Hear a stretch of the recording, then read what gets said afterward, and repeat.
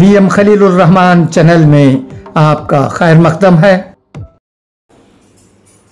आम्बूर की एक अहम खबर पढ़ता हूँ, सुनिएगा।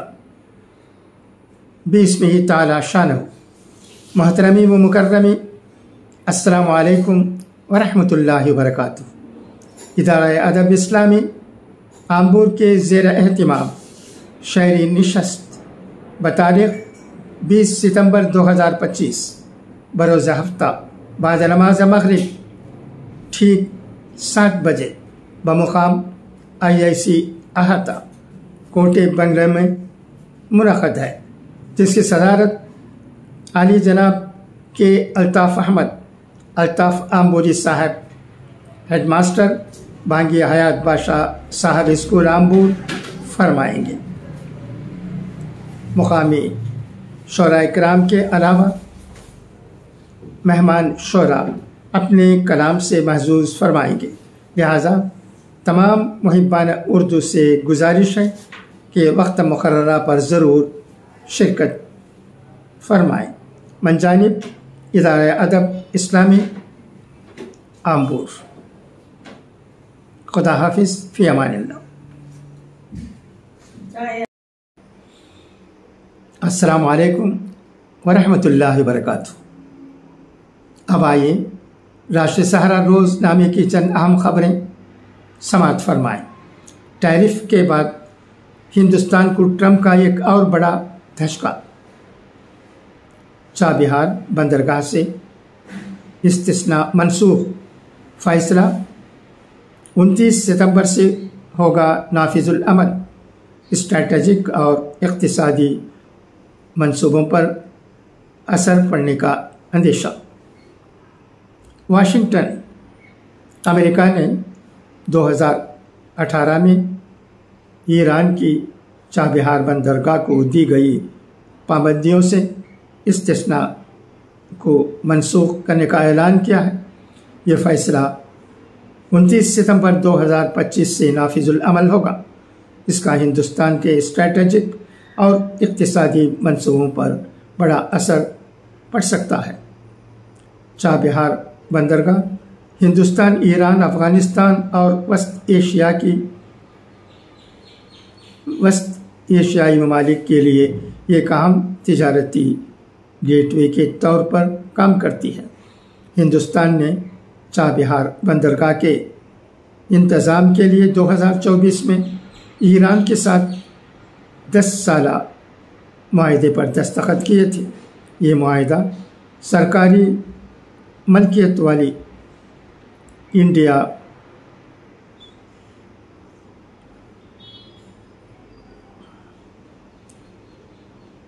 पोर्ट्स ग्लोबल लिमिटेड और ईरान की पोर्ट्स इंडिया मैरीटाइम ऑर्गेनाइजेशन के दरमियान हुआ था। हिंदुस्तान के इस इक़दाम ने मुल्क के लिए वस्त एशिया के साथ तिजारत को बढ़ाने का दरवाज़ा खोल दिया। ये पहला मौका था जब हिंदुस्तान ने किसी गैर मुल्की बंदरगाह का इंतज़ाम करने की पहल की थी। हिंदुस्तान इस बंदरगाह को बैनुल अक़वामी शुमाली जनूबी ट्रांसपोर्ट को रेडोर के हिस्से के तौर पर कर रहा है, जो रूस और यूरोप को वस्त एशिया से जोड़ने वाला मंसूबा है। चाबिहार बंदरगाह हिंदुस्तान के लिए इसलिए भी अहम है कि ये पाकिस्तान की ग्वादर बंदरगाह के करीब वाक़ है। अमेरिका ने 2018 में चाबिहार बंदरगाह के मंसूबे को पाबंदियों में छूट दी थी। उस वक्त कहा गया था कि ये छूट अफ़गानिस्तान को गैर महदूद अशिया की फराहमी और पेट्रोलियम मसनूआत की दरामद के लिए ज़रूरी है। ताहम नई पॉलिसी के तहत ये इस्तिस्ना अब ख़त्म हो जाएगा। हिंदुस्तान ने 2023 में अफ़गानिस्तान को 20,000 टन गंदम भेजने और 2021 में ईरान को कपड़े, मारअदियात की फराहमी के लिए इस बंदरगाह का इस्तेमाल किया। दरिया असना हिंदुस्तान ने कहा है कि वो ईरान में चाह बिहार बंदरगाह के मंसूबे पर अमेरिकी पाबंदियों के ऐलान के हिंदुस्तान पर पड़ने वाले असरात का मुतालिया कर रहा है।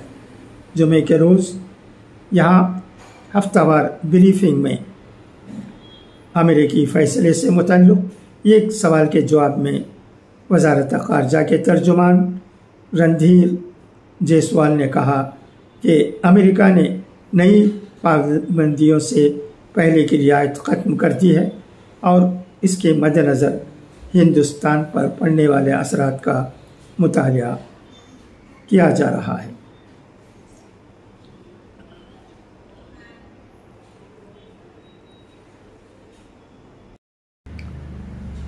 उमर खालिद व शर्जील की ज़मानत अर्जी पर समाअत मुलतवी। नई दिल्ली। सुप्रीम कोर्ट ने आज जुमे को 2020 के दहली फसादात की मुबैना साजिश के मामले में उमर खालिद, शर्जील इमाम, मीरान हैदर, गुलफिशा फातिमा और शफाउर रहमान समेत दीगर मुल्ज़िमान की ज़मानत की दरख्वास्तों पर समाअत 22 सितंबर तक मुलतवी कर दी। ये मुकदमा जस्टिस अरविंद कुमार और जस्टिस मनमोहन की बेंच के सामने दर्ज है।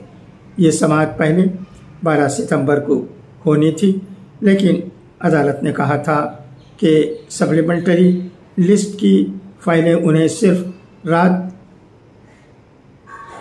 2:30 बजे मौसूल हुई, जिसकी वजह से मुकदमा पढ़ने और समाअत करने के लिए मुनासिब वक्त दस्तयाब नहीं था।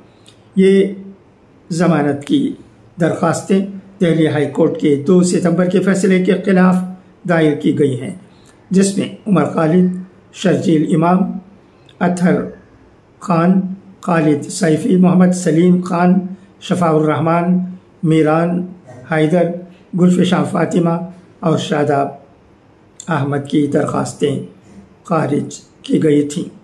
हाई कोर्ट के इस फैसले में कहा गया था कि मुल्ज़िमान की शमूलियत और इल्ज़ामात इब्तिदाई तौर पर संगीन नौइयत के हैं। ये मुकदमा दिल्ली पुलिस की स्पेशल सेल के ज़रिए दर्ज FIR 2020/59 के तहत चल रहा है। मुल्ज़िमान पर इल्ज़ाम है कि उन्होंने 2019-20 में शहरियत तरमीमी कानून CAA के ख़िलाफ़ मुज़ाहिरों की क़यादत की और फरवरी 2020 में दिल्ली में फ़िरक़ावाराना फसादात के पीछे बड़ी साजिश तैयार की।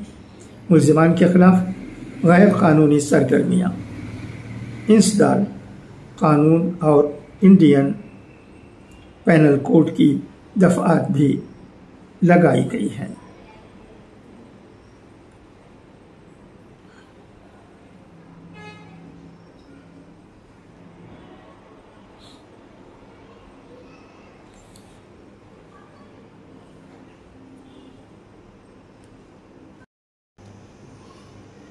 राष्ट्रीय सहारा रोज़नामे में रामपुर के असहर अली ख़ान साहब का एक ख़त शाया हुआ है। ये मुझे अच्छा लगा, जिसे मैं पढ़ता हूँ, सुनिएगा। हिंदी है हम वतन है हिंदुस्तान हमारा। मुकर्रमी इदारिया करतारपुर क्रिकेट और मुनाफ़िक़त की सियासत के सिलसिले में अर्ज़ है कि निज़ाम जमहूर के तहत अरबार हुकूमत के फ़ैसले समाज के हर तबक़े के मफादात नीज़ मजहबी अक़ायद व जज्बात को मलहूज़ से खातिर रखते हुए किए जाने की रिवायत रही है, जिसमें मुतलक़ुल इनानी का दखल क़तअन न हो। हकीकत यही है कि अंग्रेज़ों ने बंटवारे की शक्ल में कागज़ पर लकीर खींची तो उसी साथ दिलों को भी चीर दिया। लेकिन ना ज़बानें बदली और ना ही अक़ीदे।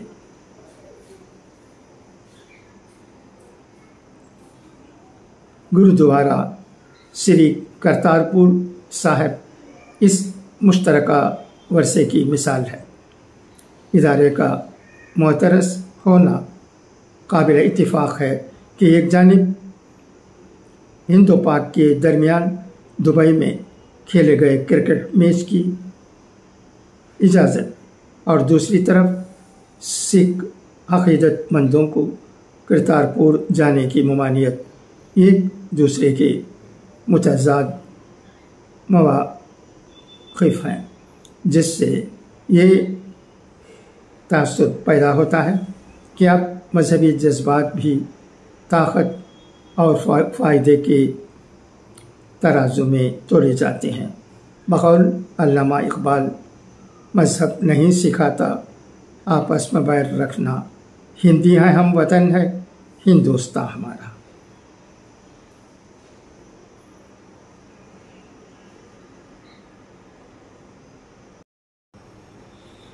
अब आइए अक़वाल ज़र्रीन सुने खुशहाली लाने वाली 7 चीज़ें। कुरान करीम की तिलावत, नमाज की पाबंदी, अल्लाह का शुक्र अदा करना, मजबूर की मदद करना, गुनाहों से तौबा, अजीज़ों से अच्छा सलूक, सुबह के वक्त सूरह यासीन और शाम के वक्त सूरह वाक़िया की तिलावत।